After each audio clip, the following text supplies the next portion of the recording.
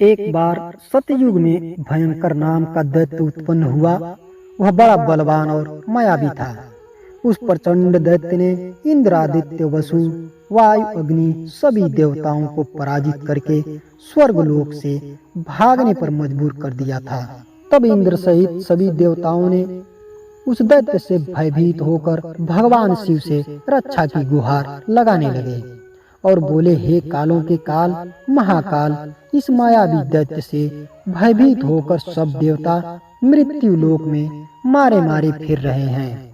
कृपया हमारी मदद करें, इस दुष्ट राक्षस से हमारी रक्षा करें। तब भगवान शिव ने कहा, हे देवराज, तीनों लोकों के स्वामी और भक्तों के दुखों को नाश करने वाले भगवान विष्णु के शरण में जाओ। वे ही तुम्हारे दुखों को दूर कर सकते हैं। शिव जी के ऐसे वचन सुनकर सभी देवता क्षीर सागर में पहुँचे और कहा कि हे चक्रधारी, आप हमारी रक्षा करें। हे भगवान, इस भयंकर नामक दैत्य ने हमको परास्त कर स्वर्ग से निकाल दिया है। आप उन दैत्यों से हम सबकी रक्षा करें।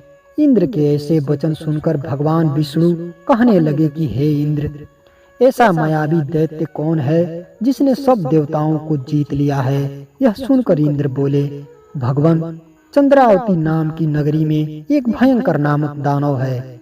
उसी ने सब देवताओं को स्वर्ग से निकालकर वहां अपना अधिकार जमा लिया है। उसने अग्नि, वरुण, यम, वायु, चंद्रमा आदि सबके स्थान पर अधिकार कर लिया है।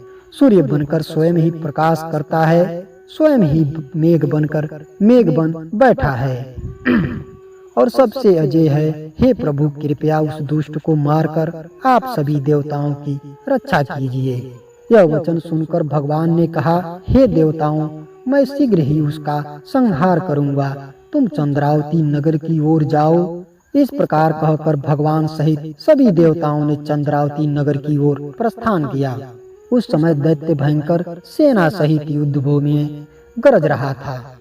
जब स्वयं भगवान रणभूमि में आए तो दैत्य उन पर भी अस्त्र शस्त्र आयुध लेकर दौड़े तो विष्णु ने उन्हें सर्प के समान अपने बाणों से बींध डाला।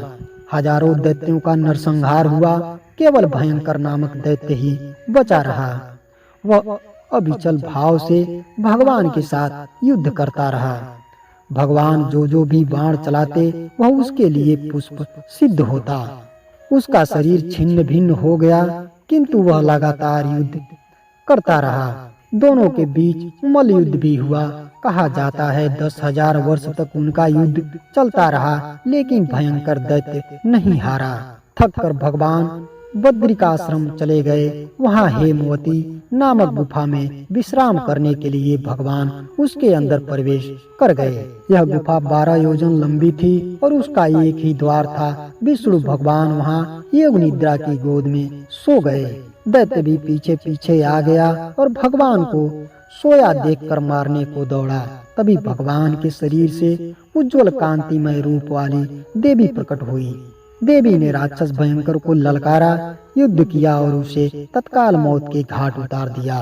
श्री हरि जब योग निद्रा की गोद से उठे तो सब बातों को जानकर उस देवी से कहा कि आपका जन्म एकादशी के दिन हुआ है, अतः आप उत्पन्ना एकादशी के नाम से पूजी जाएंगी। आपके भक्त वही होंगे और जो उत्पन्ना एकादशी व्रत के साथ विधि पूर्वक पूजन करेगा, उसे हम दोनों की असीम कृपा प्रदान होगी। उसे कभी धन धान्य की कमी नहीं होगी और उसका जीवन हमेशा सुखी रहेगा। तो आज की वीडियो आपको कैसी लगी कमेंट बॉक्स में जरूर लिखें और ऐसे ही ज्ञानवर्धक कहानियों के लिए चैनल को सब्सक्राइब कर दें और वीडियो को लाइक कर दें और बेल आइकन प्रेस करना ना भूलें।